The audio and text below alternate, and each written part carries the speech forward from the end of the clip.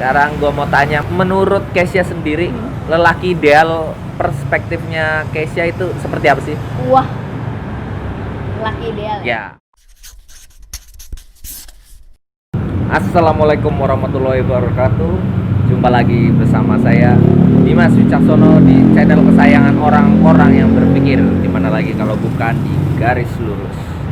Nah, kali ini sayangnya teman saya yang satu lagi yang host magang, udah host magang, tahu host magang, tapi gak datang. Coba, kurang ajar emang, mengecewakan ya. Tapi nggak apa-apa lah, walaupun kita nggak kedatangan teman saya yang kurang ajar ini, tapi kita telah kedatangan seorang bintang tamu. Mungkin kalau yang mau dikepo-kepoin nanti ada Instagramnya gue ini. Nah, ini dia teman saya, Kesya. Selamat malam Kesya. Disapa dulu teman-teman nih di Garis Lurus.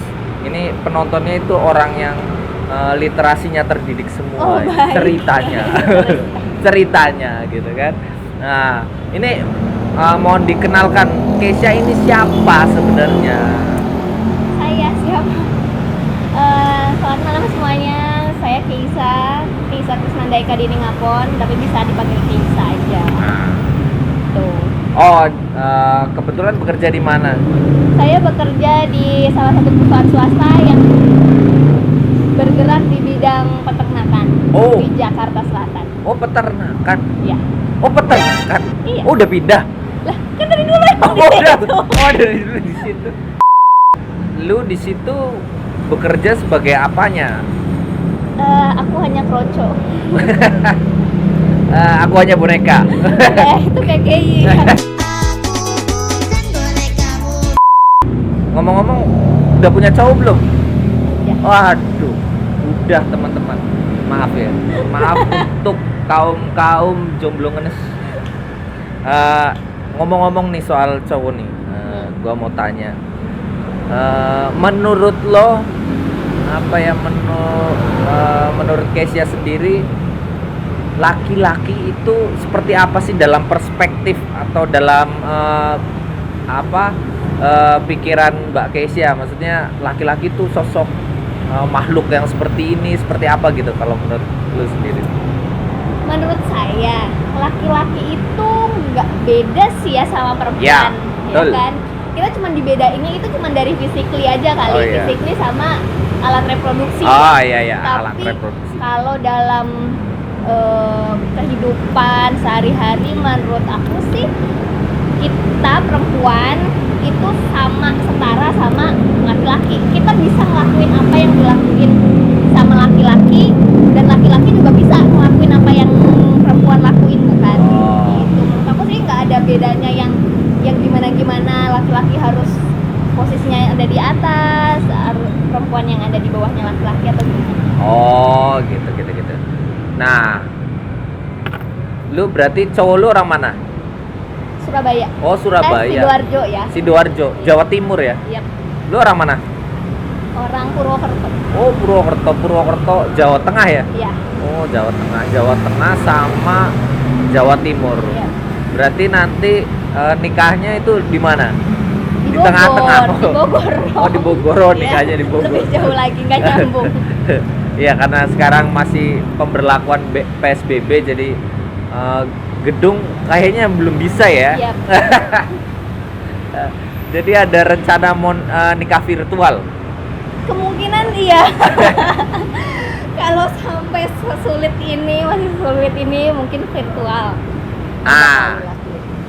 Sekarang gue mau tanya, menurut Kesya sendiri, lelaki ideal perspektifnya Kesya itu seperti apa sih? Wah, lelaki ideal. Ya, lelaki ideal buat gambarannya Kesya itu kayak gimana? Iya, setiap perempuan pasti ngarepinnya yang tajir melintir, yang ganteng banget. Yoi. Ya semua juga pasti angan-angannya kan ke situ. Ya, cuman kalau menurut aku yang namanya fisik gitu kan, ya pastilah nyari yang fisiknya oke gitu kan. Oh kan iya, tetap ya. Enggak muluk-muluk amat lah ya. Fisik nomor 13 ya. Enggak ada 1 sampai 12 coret maksudnya. 12 lah naik sedikit. Enggak lah, maksudnya kalau fisik ya balik lagi lah ya, fisik ya yang standar, karena kan standar orang kan menurut aku ganteng, menurut orang lain belum tentu ganteng. Tapi kalau yang menurut aku yang ada di lelaki ideal itu Yang wajib dimiliki kurang Yes. lebih ya. harus takut sama Tuhan. Surga. Serap. Yang jelas harus takut sama Tuhan. Ya maksudnya dia mau ibadahnya bolong-bolong, tapi yang jelas dia punya rasa takut akan penciptanya itu sih yang paling pasti ya. Terus Beragama atau tidak beragama? beragama. Beragama. Terus pasti. Terus yang kedua itu bisa menghormati orang lain. Gimana tuh menghormati orang lain, susah juga kan? Susah itu masalahnya. Nah, Seenggaknya hal-hal yang ringan aja lah. Dia tahu bagaimana respect dari yang terdekat aja, keluarganya, orang tuanya itu harus pasti. Terus cara dia dengan menghormati itu kan dia tahu bagaimana memperlakukan orang lain. oh ya. Sama siapapun dia nggak akan semena-mena lah kalau dia bisa menghormati orang lain. Terus yang ketiga bertanggung jawab. Woi, ini paling susah nih, poin paling susah ya kayaknya ya. Bertanggung jawab. Laki-laki itu harus bertanggung jawab sama apa yang dia lakuin, apa yang dia omongin, itu harus dia bertanggung jawab. Itu juga menyangkut sama dia punya komitmen yang kuat sama apa yang udah dia ucapin, dia harus berkomitmen sama apa yang bakal dia lakuin, dia harus berkomitmen. Udah sih paling itu aja, sisanya ya mungkin kalau Bisa dimaafkan lah ya. ya itu kan balik lagi lah kita beradaptasi Iya. lah ya gitu. Kalau dia kurang-kurang ganteng sedikit ya mungkin kita bawa ke salon gitu ya Iya. kan gitu. Yang terakhir paling penting kayaknya bertanggung jawab. Iya. Jangan cuma berani menjawab tapi tidak berani menanggung. Harus Betul. bertanggung jawab. Betul. Nah, kalau buat lu sendiri nih, kita kan ngobrolin laki-laki ya. Seberapa penting lelaki dalam hidup lu? Wah penting lah. Gimana? Seberapa penting? Seberapa penting? Ini dalam kaitannya dengan apa dulu nih Ya pentingnya? dalam hidup lo. segala sesuatu. Iya, aspek yang lebih luas dalam hidup lo, maksudnya kehadiran seorang laki-laki itu seberapa penting sih untuk menyempurnakan lah istilahnya gitu kan? Penting ya. Seberapapun wanita itu mandiri, kita tetap butuh namanya laki-laki. Itu penting. Maksudnya bukan dalam artian kita mengandalkan laki-laki sepenuhnya, itu enggak. Cuman kita wanita pun harus mandiri, bisa Ya. mandiri, baik secara finansial, dalam kehidupan sehari-hari kita ngelakuin aktivitas apapun itu memang kita harus Ya. mandiri ya kan. Tapi yang jelas itu ada hal-hal yang kadang-kadang mungkin perempuan-perempuan mandiri lainnya itu berpikiran gue nggak butuh laki-laki gitu. Itu jangan gitu, karena ada hal-hal yang kita butuh laki-laki.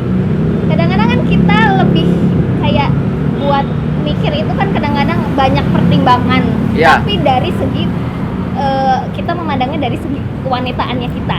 Ya. Sementara mungkin aja kita butuh pendapat lain yang bisa dikasih sama laki-laki, karena laki-laki kan kecenderungannya untuk berpikir lebih logis gitu kan. Oh, iya. Kalau menurut aku ya kan, banyak hal-hal ya yang kita memang butuh laki-laki sih dari segi perspektif pemikirannya dia, kita bertukar pikiran gitu. Terus ya apa ya, semandirinya kita misalnya perempuan bisa ganti ban sendiri, tapi mungkin aja kita punya kelemahan lain, misalnya kita takut ketinggian, saat toren bocor kita nggak bisa naik ya Oh, kan? iya. Ya gitu Toren. toren apa Yo, sih ya? ya benar toren. Gitu maksudnya sempurnanya kita itu kita pasti Tetap membutuhkan laki-laki. ya ada kita pasti punya kekurangan yang kita benar-benar butuh laki-laki. Berarti intinya nggak lu merasa bahwa seorang wanita itu tetap butuh seorang laki-laki gitu ya. Betul. Kalau seumpama begini ya, mungkin kan sekarang banyak wanita yang bisa dikatakan udah bisa hidup mandiri ya, Ya. bisa berdiri sendiri. Kayak seumpama kalau kita tahu trennya sekarang di media sosial banyak selebgram perempuan-perempuan ya kan, yang sudah bisa menghasilkan penghasilan per bulan bisa dalam rentang yang lebih tinggi bahkan dari laki-laki gitu kan, bisa sampai berpuluh-puluh juta gitu kan dalam 1 bulan saja, atau satu kali posting untuk paid promote aja gila-gilaan masih banyak gitu kan. Nah, di kondisi yang seperti itu sekarang, menurut lo itu termasuk berpengaruh gak sih dalam apa ya, kaitannya proses saling melengkapi antara perempuan dan laki-laki nih? Karena kan tadi lu bilang bahwa perempuan tetap harus butuh seorang pria gitu loh. Nah, dengan kecenderungan seperti itu, masih relevan gak kira-kira bahwa perempuan itu harus butuh pria gitu loh, atau mungkin udah bisa berdiri sendiri sekarang gitu kan?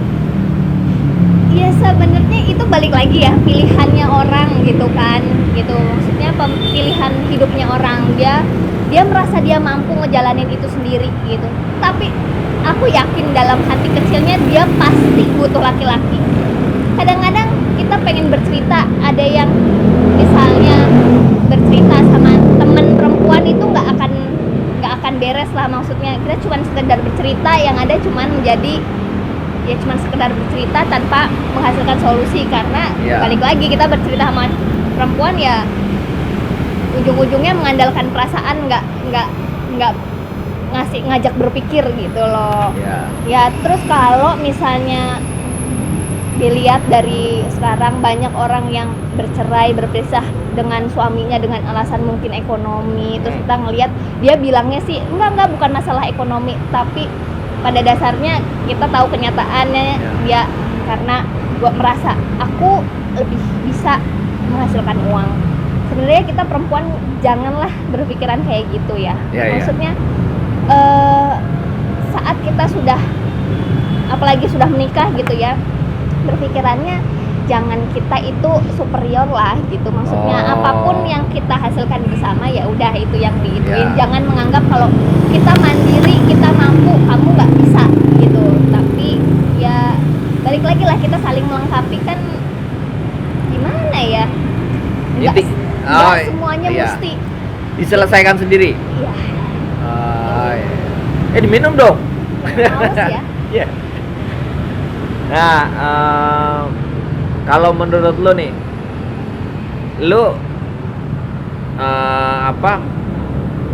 gue tanya dulu, maksudnya ke depan itu akan menjadi ibu rumah tangga yang fokus ngurusin anak di rumah, masak dan lain-lain, atau lo tetap ngantor? Kalau untuk saat ini masih berpikirannya aku bakal tetap bekerja. Menurut lo, ibu seharusnya bekerja di rumah saja atau tetap punya penghasilan, tetap bekerja seperti layaknya laki-laki? Itu balik lagi pilihan masing-masing ya. Teman-teman wanita di luar sana itu pilihan.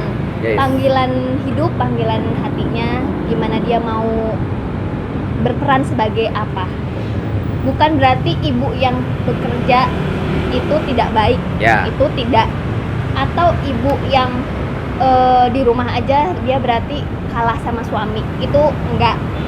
Balik lagi lah, aku punya pemikiran gini, aku pengen bekerja bukan karena sekarang aku sudah ada di pekerjaan yang oke lah, bisa menghidupi diriku sendiri maupun nanti bisa ngidupin, ngebantu suami juga gitu. Tapi lebih kayak pencapaian diri aja sih maksudnya. Gitu kalau menurut aku ya, aku bisa mengaktualisasikan diriku sebagai seorang Keisa, bukan seorang istri gitu, atau bukan sebagai seorang ibu gitu. Tapi aku bisa mengekspresikan diri, aku bisa bekerja, aku pengen berkarya untuk diriku sendiri gitu. Aku merasa bahagia dengan bekerja itu sih. Berarti ada sisi lain di mana lu harus menjadi diri lu sebagai Keisha secara benar-benar Keisha, dan di mana lu sebagai seorang ibu juga bisa gitu kan? Lah pada titik ini mungkin lu tetap berkeinginan bahwa diri lu sebagai Keisha tetap ingin ya beraktualisasi sesuai apa yang ada di dalam impian lu gitu kan?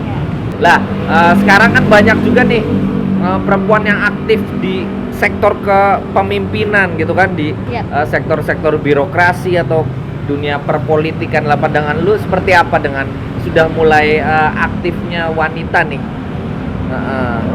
Di situ mulai berasa ya, kalau misalnya sekarang wanita itu dianggap segitu berharganya, Ya. segitu punya perannya, segitu berdampak buat komunitas, buat negara, buat kehidupan sosial dan lain sebagainya, ekonomi dan lain sebagainya gitu ya. Itu menurut aku luar biasa sih. Yang tadinya gitu perempuan itu cuman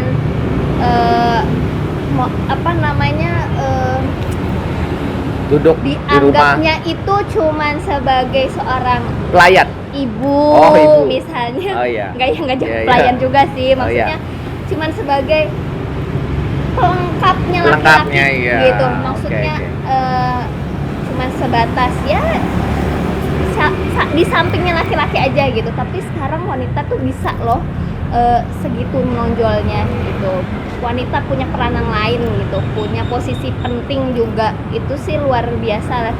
Sebagai wanita kita wajib berbangga kalau misalnya sekarang kita sebegitu dihargai, segitu dipandang di masyarakat.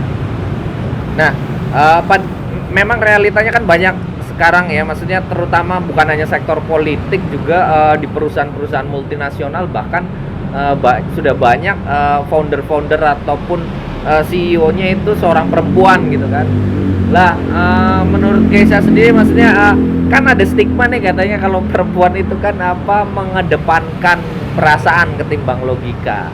Lah, itu kan wah, jangan-jangan nanti kalau misalkan memimpin ataupun menggerakkan organisasi, nanti pakainya perasaan doang lagi gitu kan. Misalkan kesel sama bawahan, wah pecat karena pakainya perasaan. Lah, tanggapan lu mengenai perempuan mengedepankan perasaan ketimbang logika gimana? Mungkin perasaan wanita memang lebih halus. Oh, ya pastinya. kan? Tapi nggak menutup juga kenyataan bahwa sekarang banyak lelaki yang lebih halus lagi perasaan dari perempuan itu. Iya nggak sih? Merasa tersindir saya. Terus, Ya maksudnya yes. jadi nggak selamanya wanita itu yang mengedepankan Ya. perasaan emosional atau lebih halus, lebih perasa gitu. Enggak. Balik lagi, saat perempuan itu sudah memiliki pendidikan yang baik, dia mendapatkan di rumah itu pendidikan awal di rumahnya itu tidak melulu kamu perempuan tuh harus yang begini, halus, gini, tapi bagaimana wanita itu dididik di rumah, wanita juga harus bisa begini, harus bisa bersikap seperti ini, harus bisa berpikir seperti ini dan lain sebagainya. Itu membentuk pola pikirnya sendiri. Sebenarnya bukan cuman itu perasaan. Sebenarnya pernah baca nih ya, kalau sebenarnya saat wanita itu dibilang terlalu perasa, itu sebenarnya bukan dari hati, tapi dari otak kanan dan otak kirinya kita. Manusia dibagi dua otak, bukan? Yang kanan dan yang kiri. Yang kanan itu kan yang lebih ke emosi dan lain sebagainya, yang kiri itu lebih ke logika. Nah, kalau misalnya menurut penelitian, wanita itu lebih ke condong yang kanan, jadi lebih halus. Tapi balik lagi, kalau misalnya kita dididik buat dari awal kita menyeimbangkan itu, kayaknya nggak terlalu menonjol yang itu juga. Dan balik lagi, saat wanita teredukasi dengan baik, dia pendidikannya baik, nggak mesti dia harus sekolah tinggi-tinggi apa segala macam, dia membaca banyak pengetahuannya yang dia dapat, itu membentuk juga pola pikirnya. Dia nggak cuma mengedepankan perasaan, dia lebih bisa melihat, oh ya, bisa melihat, bisa berpikir secara logika juga gitu. Tapi balik lagi sih, kalau bos-bosnya itu perempuan, ada kalanya juga lebih bisa peka ya terhadap bawahannya. Nggak mesti yang saat dia nggak suka, gue nggak suka, tendang aja gitu, nggak. Tapi dia misalnya melihat anak buahnya kesulitan, dia pasti punya tergerak empati lagi. Ya, lebih bisa empati dan bersimpati lebih terhadap bawahan. Berarti intinya ada satu sisi positif lain, yaitu dengan perempuan menjadi pimpinan ataupun pucuk organisasi, ada kecenderungan bisa mengerti bagaimana perasaan yang dialami sebagai seorang karyawan ataupun anak buah gitu kan. Yes. Berarti maksudnya stereotip yang beranggapan bahwa wanita itu lebih mengedepankan perasaan, mungkin iya, tapi tidak mutlak bahwa ketika perempuan mengedepankan perasaan lantas pakainya perasaan aja gitu kan. Iya, balik lagi tadi itu dengan cara pola pikirnya dia juga. Ya masing-masing orang pola pikirnya berbeda. Mungkin ada yang perempuan yang benar-benar mengedepankan emosinya, terus ada juga yang bisa lebih berpikir secara logik sih, menurut aku sih gitu. Iya, perempuan kan memang mengedepankan perasaan, makanya dari itu kalau mungkin dia menjadi pimpinan organisasi, dia bisa lebih memperhatikan kesejahteraan anggotanya gitu kan. Nah, kalau menurut lo nih, ini soal perempuan lagi kan, kan banyak nih, kita sudah bisa membedakan mana yang namanya adat istiadat, terus juga norma susila dan segala macam, dan aturan-aturan yang berlaku di masyarakat. Dan kita juga berkembangnya fashion mungkin ya kan akan merubah penampilan kita gitu kan, termasuk perempuan itu sendiri. Kan kita tahu juga bahwa saat ini perempuan haknya sedang diperjuangkan dalam UU PKS ya kemarin-kemarin kan. Namun kali ini harus tertunda lagi dalam prioritas prolegnas undang-undang PKS ini. Padahal itu menurut gua sih sebagai sesuatu hal yang fundamental ya, itu memang krusial sekali karena hak yang seharusnya sudah dipenuhi sudah sekian lama, tapi sampai dengan saat ini belum juga selesai, belum juga tuntas pembahasannya. Nah, ini yang lucunya ini kan gini, ambil contoh ya, ada masih anggapan-anggapan atau asumsi yang berkembang di masyarakat seperti ini, kayak misalkan wanita sudah jadi korban pelecehan seksual gitu kan, tapi dia masih dituding dengan anggapan seperti ini, lo suruh siapa keluar pakai pakaian terbuka. Nah, menurut Keisha sendiri pandangan tentang statement kalau pakaian terbuka sebagai mempermudah orang melakukan pelecehan seksual gitu, itu kayak gimana menurut? Itu salah. Menurut aku itu cuma pembenaran diri buat pelaku kejahatan seksual aja sih. Kalau dia balik menuding gitu, gak salahnya sendiri. Siapa suruh pakai baju terbuka? Siapa suruh? Banyak kan yang kayak gitu kan. Siapa suruh pakai roknya mini-mini, paha diumbar-umbar gitu, dan lain sebagainya. Itu pemikirannya gimana ya? Menurut aku sih itu dia melemparkan kembali kesalahan ke korban gitu. Karena aku tuh pernah juga baca kalau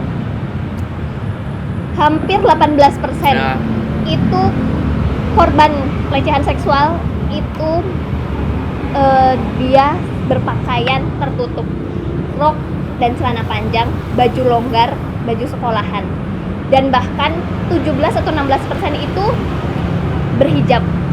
Jadi salahnya di mana? Bukan di perempuan dong. Dengan data, maksudnya dari data yang sudah kita bisa lah di googling gitu kan. Oh ya, nanti mungkin editor tolong dimasukkan datanya ya.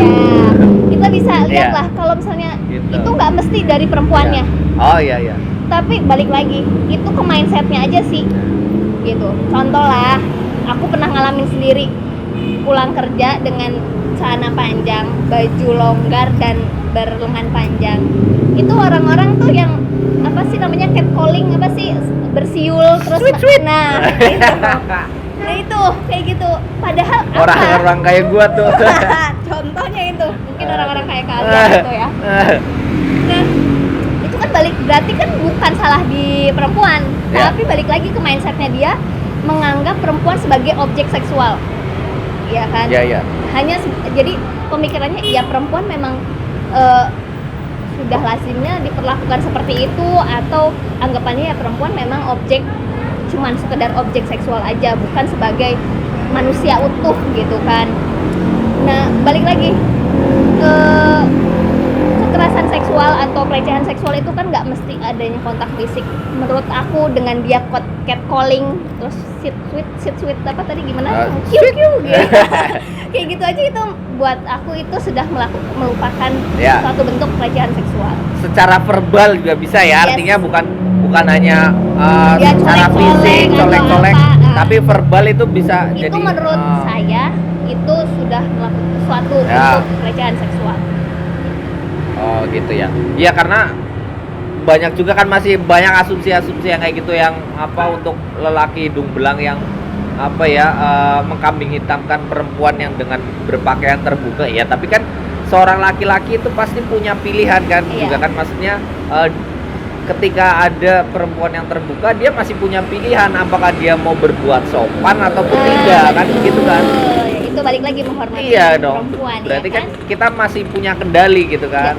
Nah, memang kadang-kadang itu dilemanya juga kayak gitu kayak maksudnya sejak dulu pun kayak misalkan perempuan dijadikan alat bukti kekuasaannya seorang pria.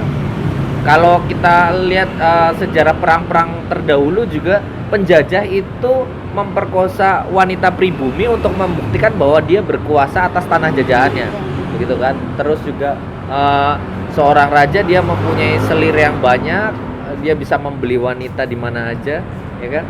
Itu kan sebagai bukti bahwa kekuasaan laki-laki itu pengen berada di atas seorang wanita gitu kan. Nah, itu yang masalahnya itu kadang-kadang itu diterapkan dalam kehidupan berbangsa dan bernegara, dalam aturan-aturan yang berlaku gitu kan, termasuk dalam yaitu tadi sektor kayak misalkan norma kesusilaan gitu kan, yang balik lagi yang disalahkan perempuan yang tidak, ya itu kan lucu juga kan. Lah padahal nih ya menurut gua sih itu sebenarnya karena ketakutan laki-laki loh kayak maksudnya. Oh, iya? Ya ketakutan laki-laki maksudnya kenapa perempuan selalu berada di bawah itu karena ketakutan laki-laki seorang wanita ketika mengambil alih perannya entah itu sebagai apa ya yang mencari nafkah gitu kan, itu akan mengambil peran sebagai seorang pria untuk tetap berkuasa gitu karena sebagian besar kekuasaan di muka bumi ini dikuasai oleh lelaki, oleh kaum seperti kalian gitu kan. Lah itu ketakutannya kalau menurutku sih kan. Nah sampai sekarang pun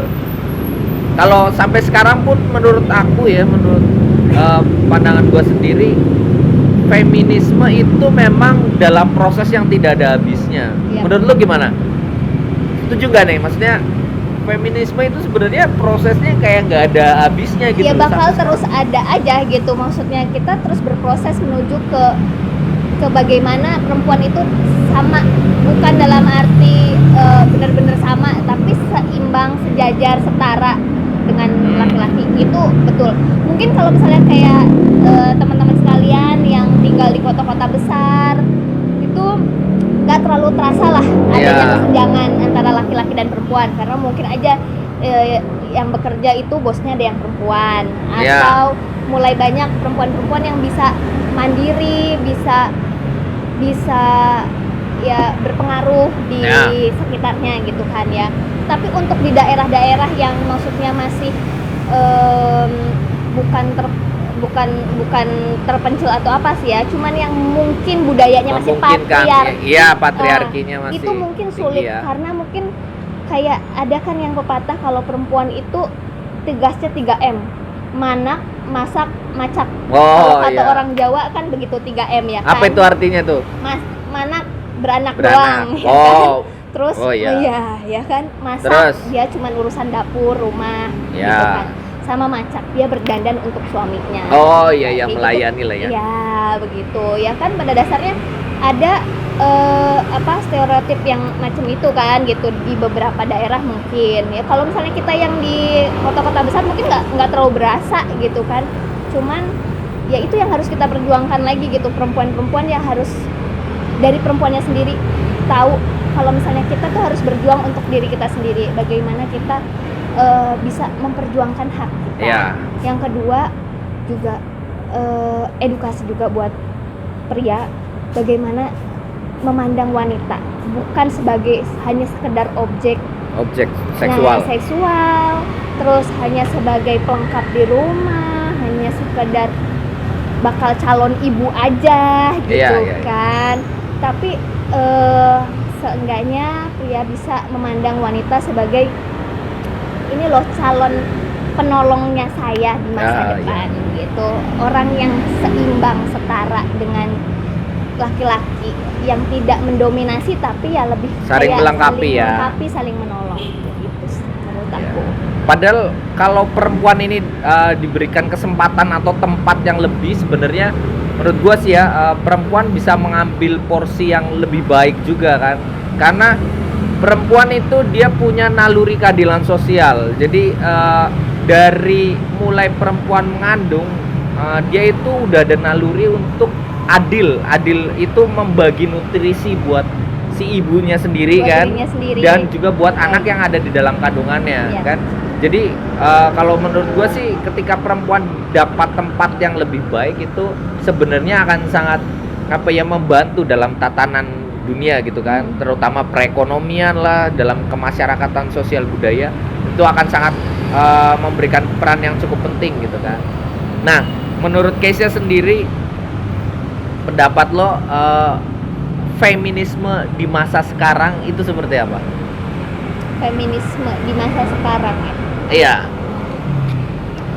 Ya balik lagi yang tadi aku bilang, kalau perjuangannya di kota besar itu sudah terbukti, sudah Ya. terbukti nyata, sudah terlihat lah kalau perempuan punya porsi, Ya. punya tempat. Tapi balik lagi di daerah itu tidak terasa, Masih perlu diperjuangkan lagi ya. diperjuangkan. Bagaimana kita perempuan-perempuan mungkin ikut memperjuangkan hak itu gitu kan. Maksudnya gimana caranya teman-teman perempuan misalnya di sekelilingnya ada yang masih perempuan ditindas suaminya dengan alasan ya kan kamu Iya. adalah istri, tugasnya istri ya udah di rumah. KDRT ya. Nah, itu contohnya sebenarnya nggak mesti KDRT juga sih. Dengan dia misalnya, ya terlihatlah dia tidak punya hak suara, tidak punya kebebasan buat berpendapat di rumah, itu pun ya sudah termasuk pengakangan hak terhadap wanita kan. Balik lagi kita perempuan-perempuan ayo dong gitu, kita sama-sama. Kalau saya lihat kanan kirinya masih Ya. ada yang perempuan-perempuan, misalnya temennya kita gitu, saat kita mau sekolah terus dia bilang buat apa sih kita sekolah, perempuan kan nanti juga jadi ibu rumah tangga. Itu bisa loh kita mulai dengan hal-hal, nggak bisa kayak gitu loh, kita Ya. perempuan juga harus maju. Kalau pemikirannya kita bagus, anak kita juga punya guru yang bagus di rumah, walaupun kita nanti bakal ada di rumah aja. Misalnya dia berpendapat, ngapain sih sekolah, ntar juga aku jadi ibu rumah tangga gitu, ngapain sih aku ngelanjutin kuliah, soalnya aku kan udah punya anak gini. Padahal itu salah. Saat kamu teredukasi dengan baik, kamu juga bisa menjadi guru di rumah buat anak-anak Ya. kalian dengan baik. Ya, Itu sih benar. menurut aku. Jadi Dan- ya Berarti masih harus diperjuangkan. harus diperjuangkan ya. Berarti ini memang feminisme ini perjuangan yang tiada selesainya ya, Iya. sampai dengan saat ini ya. Betul. Oke, ada nggak pesan-pesan lu buat teman-teman perempuan di luar sana? Pesan-pesan terakhir nih. Kok ngeri? Pesan terakhir. Jadi buat teman-teman perempuan, kita itu sama kayak laki-laki, kita punya kedudukan yang sama, hak yang sama dalam bermasyarakat, dalam berkehidupan gitu kan. Kita mempunyai hak untuk pendidikan yang sama kayak laki-laki, kita mempunyai hak suara yang sama dengan laki-laki sekarang Ya. di politik gitu kan. Dalam hal apapun kita punya hak yang sama sebetulnya. Jadi jangan ragu-ragu untuk terus mengembangkan diri.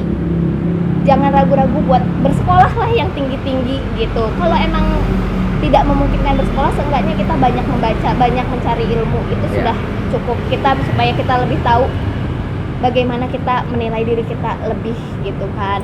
Terus jangan mau ditindas sama laki-laki Oh, gitu. itu. Buat teman-teman yang mengalami kekerasan, kita harus melawan gimana pun itu caranya.